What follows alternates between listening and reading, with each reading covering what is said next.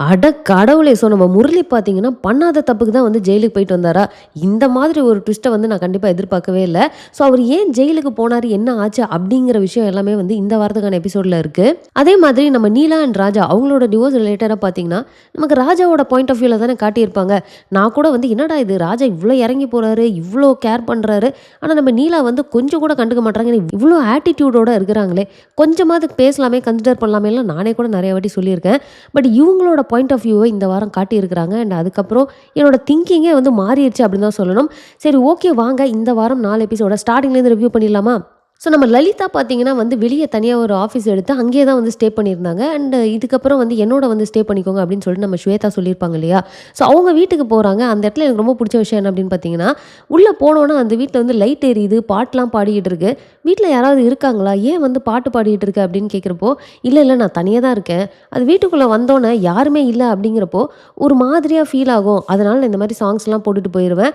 உள்ள வரப்போ இது கொஞ்சம் நல்ல ஃபீலா இருக்கும்ல. யாரோ வீட்ல இருக்க மாரி இருக்கும்ல அப்படின்னு அவங்க சொல்லுவாங்க. சின்ன விஷயம்னாலுமே வந்து இது ஒரு மாரி டீப்பா யோசிச்சு அந்த இடத்துல வச்சது நல்லா இருந்தது. நம்ம முரளி பார்த்தீங்கன்னா, அந்த பைக் திருட்டு கேஸ்ல வொர்க் பண்ணிருப்பாரு தெரியுமா? ஸோ அதில வந்து அவரு ரொம்பவே எமோஷனலி இன்வால்வ் ஆன மாரி இருக்கும். ரொம்ப இன்ட்ரெஸ்ட் எடுத்து அந்த பைக் எப்படியாவது கண்டுபிடிச்சிடணும் அப்படின்னு அவர் போட்ட எஃபோர்ட்டா இருக்கட்டும். அதுக்கப்புறம் அந்த பைக் வந்து ஒரு புதர்ல கிடக்கு அப்படின்னு கண்டுபிடிச்சதுக்கப்புறமா, அதுக்கு அவர் அவ்ளோ எமோஷனலா ஃபீல் பண்ணுவாரு. ஏன்டா இவர் இப்படி இருக்கிறாரு? அப்படி என்ன பைக்கு கூட இவருக்கு ஒரு ஹிஸ்டரி இருக்கும் அப்படின்னே யோசிக்க வச்சுட்டாங்க. ஒரு பைக் நினைச்சா ஒருத்தன உச்சத்திலயும் கொண்டு போய் விடும். லைஃபையே காலியும் பண்ணி விட்டுரும் அப்படின்னுவாரு. அதுக்கப்புறம் தான் பார்த்தீங்கன்னா, அந்த பைக் வந்து பபிள் வுட் ஸ்டிக்கால வந்து அடிச்சிருக்கிறாங்க அப்படின்னு சொல்றது. அதுக்கப்புறம் இவருக்கு அவர் ஃப்ரெண்டு மேல டவுட் வந்து அந்த இடத்துல போய் பார்த்தா ஒரு ஃப்ரெண்டோட அந்த ருத்ராட்சம் கிடக்கிறது. கரெக்ட்டா அன்னைக்கு தான் பார்த்தீங்கன்னா, அவர் ஃப்ரெண்டு வந்து வீட்டுக்கு டின்னருக்கு இன்வைட் பண்ணியிருப்பாரு. ஸோ இவருக்கு வந்து அவர் ஃப்ரெண்டு தான் அப்படிங்கிறது தெரிஞ்சிருச்சு. ஆனா டின்னருக்கு போறப்போ பார்த்தீங்கன்னா, அவங்க ஒய்ஃப் வந்து அந்த இடத்துல அவங்களுக்காக அவ்ளோ சமைச்சு போட்டது. அத சாப்பிட முடியாம அவர் சாப்பிட்டதா இருக்கட்டும். அவங்க ஒய்ஃப் பிரெக்னன்ட்டா இருக்காங்கன்னு தெரிஞ்சது. அண்ட் இவரு மலேசியாவுக்கு போறாரு. டிரைவர் வேலை கிடைச்சிருச்சுன்னு சொல்லிட்டு எக்கச்சக்கமான விஷயங்கள் வந்து அவர் தலைக்குள்ள ஓடுது. ஃப்ரெண்டு தான் பண்ணாருன்னு தெரிஞ்சிருச்சு. ஆனா எப்புட்றா ஃப்ரெண்ட காட்டி குடுக்குறது? இதுல அவங்க ஒய்ஃப் வேற பிரெக்னன்ட்டா இருக்காங்க. இத்தன நாள் கஷ்டப்பட்டுட்டு இருந்தாங்க. இப்ப தான் ஒரு நல்ல லைஃப்குள்ள போறாங்க. இப்ப நம்ம இத என்ன பண்றது? அப்படின்னு சொல்லிட்டு அவர் யோசிக்கிற விஷயம். ஏன்னா அந்த பர்ட்டிகுலர் பைக்ல வந்து ட்ரக் பெடலிங் நடந்திருக்கு அப்படின்றாங்க. அண்ட் அதுல இவரு ஃப்ரெண்ட் இன்வால்வ் ஆயிருக்காரு. இதுல அவரு மாட்டுனாரு அப்படின்னா அவ்வளோதான் முடிஞ்சுது கேஸு. ஸோ இந்த ஒரு விஷயத்துக்காக தான் இவரு ஃபீல் பண்ணிட்டு இருக்காரு. சரி நம்ம ஃப்ரெண்ட எப்புட்றா மாட்டி விடுறது? அப்படின்னு இவரு ஃபீல் பண்ணிட்டு இருக்காருன்னு தான் நான் நினைச்சிட்டு இருந்தேன். ஆனா கடைசியா ஒரு ட்விஸ்ட்ட போட்டாங்க பாருங்க. ராஜா வந்து என்னடா இது முரளி வந்து இவ்வளோ அப்செட்டாவே இருக்கிறான். இந்த மாரி இவன பார்த்ததே கிடையாதே அப்படின்னு சொல்லிட்டு, அவரு தனியா ராஜா வந்து அந்த ட்ரெய்னிங் குடுத்துருப்பாரு தெரியுமா? அந்த இடத்துக்கு கூப்பிட்டு வச்சு வந்து என்னதான் பிரச்சனை அப்படின்னு கேட்பாரு. அப்ப இவரு எல்லாத்தையுமே வந்து ஓப்பன் அப் பண்ணி சொல்லுவாரு. அந்த இடத்துல நான் ஷாக்கே ஆயிட்டேன். அவரு ராஜாட்ட கூட கேட்பாரு தெரியுமா? யாரோ பண்ண தப்புக்கு நீங்க ஜெயிலுக்கு போயிருக்கிறீங்களா? அண்ட் அதுக்கப்புறமா நீங்க ஜெயில்லேருந்து வந்ததுக்கப்புறம் எல்லாருமே உங்கள வெறுத்து ஒதுக்கி அந்த ஒரு லோன்லினஸ்ஸ நீங்க வந்து ஃபீல் பண்ணியிருக்கீங்களா? எல்லாம் முடிஞ்சிருச்சு. நம்ம ஒரு புது லைஃப்குள்ள போறோம் அப்படின்னு நினைக்கிறப்போ, அந்த பாஸ்ட்டே வந்து பிரசன்ட்ட அடிச்சு ஃபியூச்சரையே காலி பண்ணுச்சுன்னா எப்படி இருக்கும்? அப்படின்ட்டுலாம் வந்து ரொம்ப டீப்பா நெறைய விஷயங்கள் பேசிட்டு இருப்பாரு. ஸோ இந்த 2020 டைம்ல பார்த்தீங்கன்னா, உங்க பாட்டி கோவிட் வந்து ஆக்ஸிஜன் சிலிண்டர் தேவைப்பட்டதுனால, இவரு பைக் அடமானம் வச்சு தான் வந்து ஆக்ஸிஜன் சிலிண்டர் வாங்கி அவங்க பாட்டிய வந்து காப்பாத்துனேன் அப்படின்றாரு. ஸோ அந்த பைக்க வந்து கொண்டு போய் ட்ரக் ரிலேட்டடான விஷயங்களுக்கு யூஸ் பண்ணியிருக்கிறாங்க. ஸோ ட்ரேஸ் பண்றப்போ பைக் இவரோடது அப்படிங்கிறதுனால இவர புடிச்சு ஜெயில்ல போட்டுருக்காங்க. ஆனா இப்ப தான் அவருக்கு தெரிய வருது. இது எல்லாத்துக்கும் பின்னாடி அவர் ஃப்ரெண்டு தான் இருக்காருன்னு. அதுவும் அந்த ஃப்ளாஷ்பேக்ல வந்து அந்த சீன்ஸ காட்டுறப்போ, இவர போலீஸ் புடிச்சிட்டு போறப்போ பார்த்தீங்கன்னா, தூரத்தில இவரு ஃப்ரெண்ட் அங்க நின்னு பார்த்துட்டு இருக்க மாரி ஒரு சீன் இருக்கும். அத பார்க்குறப்போ நமக்கே ஒரு மாரி இருக்கும். அதாவது அவர் ஃப்ரெண்டுக்கு வந்து தெரியுது நம்ம பண்ண தப்புக்கு தான் இவன் போயிருக்கான்னு. ஆனா அதுக்கு வந்து டைரக்ட்டா இவர வந்து காப்பாத்தி விடாம கண்டிப்பா நெறைய வகையில இவருக்கு ஹெல்ப் பண்ணியிருக்காரு. அத நம்மளே பார்த்துருப்போம். பட் ஸ்டில் இது இவருக்கு எந்த அளவுக்கு வந்து ஒரு இம்பாக்ட்ட ஏற்படுத்தியிருக்கும். அதாவது இவர் லைஃபயே வந்து காலி பண்ணிருச்சு. அண்ட் அந்த இடத்துலயும் பார்த்தீங்கன்னா, நம்ம ராஜா வந்து கேட்பாரு. "உன்னோட வாழ்க்கையவே வந்து காலி பண்ணியிருக்கான் ஒருத்தன். ஸோ அவன அடிச்சு துவைச்சு அவன பழி வாங்கணும் அப்படின்னு உனக்கு தோணல?" அப்படின்னு கேட்பாரு. சைலன்ட்டா இருப்பாரு முரளி. ஆனா எனக்கு தோணுது அப்படின்னு சொல்லிட்டு வேகமா நம்ம ராஜா கிளம்பி போனது அந்த சீன்லாம் பயங்கரமா இருந்தது.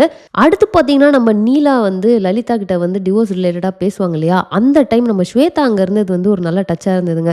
ஏன்னா வந்தோனே நம்ம ஸ்வேதா வந்து அன்னைக்கு நடந்த மிஸ் அண்டர்ஸ்டாண்டிங்க வந்து கிளாரிஃபை பண்ணிருவாங்க. நானும் அவனும் வந்து ரொம்ப க்ளோஸ் ஃப்ரெண்ட்ஸ் சைல்ட்ஹுட்ல இருந்தே. ஸோ அன்னைக்கு நீங்க எங்கள பார்த்து தப்பா நினைச்சிட்டீங்க. எங்களுக்குள்ள அந்த மாரிலாம் எதுவுமே இல்ல அப்படின்னு சொல்லுவாங்க. பட் இருந்தாலுமே நம்ம நீலா பார்த்தீங்கன்னா, நீங்க எதா இருந்தா எனக்கு என்ன? அதனால எதுவுமே மாறப்போறது கிடையாது அப்படின்னு சொல்லிட்டு இவங்களும் ஒரு மாரி கோவமா சொல்லிருவாங்க. அந்த செகண்ட் வரைக்குமே கூட நான் நீலாவ வந்து, என்னடா இது கொஞ்சமாவது அவங்க வந்து இறங்கி வந்து ஏதாவது பேசி இத சார்ட் அவுட் பண்ணலாமே அப்படின்னு தான் நான் யோசிச்சுட்டு இருந்தேன். ஆனா நீலா ஒரு ஃபிளாஷ்பேக் சொன்னாங்க பாருங்க. ஸோ எந்த அளவுக்கு இவங்க வந்து ராஜாவ லவ் பண்ணாங்க. அண்ட் ராஜா போலீஸ் வேலையில இருக்கனால இவங்க வீட்ல ஒத்துக்கலன்னு சொல்லிட்டு, ராஜாவும் பார்த்தீங்கன்னா, சரி அவரோட ட்ரீமையே விட்டு குடுத்துருக்காரு. பட் இவங்க வந்து அவர் ட்ரீம விட்டு குடுத்துட்டு வேற ஒரு விஷயத்த பண்றனால, அவரு எப்படி அப்செட்டா இருக்கிறாரு அப்படிங்கிறத பார்த்து பரவாயில்ல நீங்க போலீஸா ஆவுங்க அப்படின்னு சொன்னது. ஸோ இவங்க 2 பேருக்குள்ள எந்த அளவுக்கு அந்த லவ் அண்ட் அண்டர்ஸ்டாண்டிங் இருந்தா, ஒருத்தருக்காக ஒருத்தர் மாத்தி மாத்தி இந்த மாரி விஷயங்கள பண்ணியிருப்பாங்க அப்படிங்கிற அளவுக்கு நம்மளால அண்டர்ஸ்டாண்ட் பண்ணிக்க முடியுது. பட் இது எங்க தப்பா போச்சு அப்படின்னு பார்த்தீங்கன்னா, இவரோட வேலைனால இவர் ரொம்ப பிஸியாகி நீலாவ வந்து அவர் பார்த்துக்கவே முடியல. இதுல அவங்க பிரெக்னன்ட்டும் ஆகுறாங்க.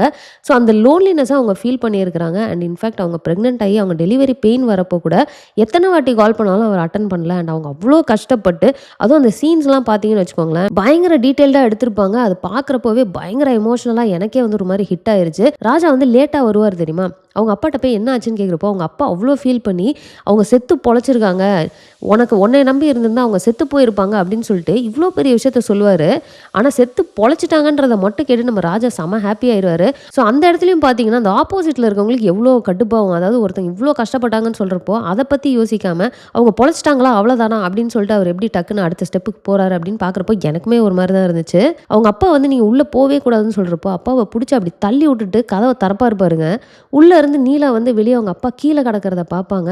அண்ட் வெளிய போ அப்படின்னு அவங்க சொன்னது, அந்த ஓவரால் அந்த சீனே பார்த்தீங்கன்னா, ஒரு மாரி அந்த ஒரு கூஸ் பம்ப்ஸ் மொமெண்ட் அப்படிங்கிற மாரியான ஒரு சீனா தான் இருந்தது.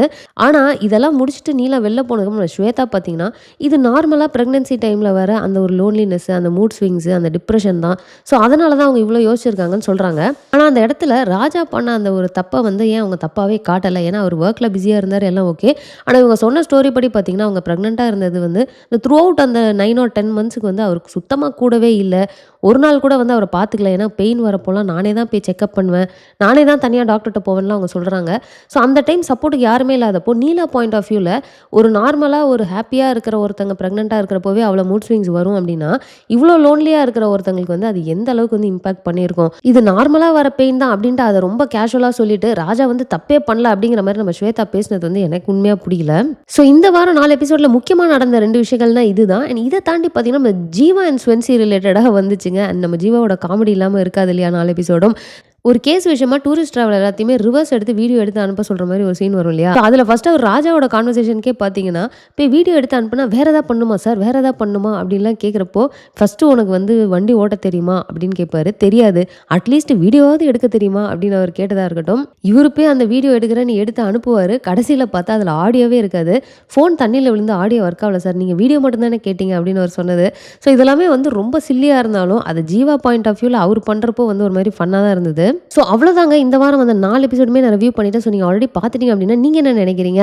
இந்த ராஜா அண்ட் நீலா விஷயத்துல வந்து ராஜா மேல தப்பே இல்ல அப்படின்னு நீங்க நினைக்கிறீங்களா? அதே மாதிரி முரளி அண்ட் அவரோட ஃப்ரெண்ட் விஷயத்துல முரளி என்ன மாதிரியான டிசிஷன் எடுக்கணும் அப்படின்னு நீங்க நினைக்கிறீங்க அப்படிங்கிறத மறக்காம கமெண்ட்ல போட்டுருங்க.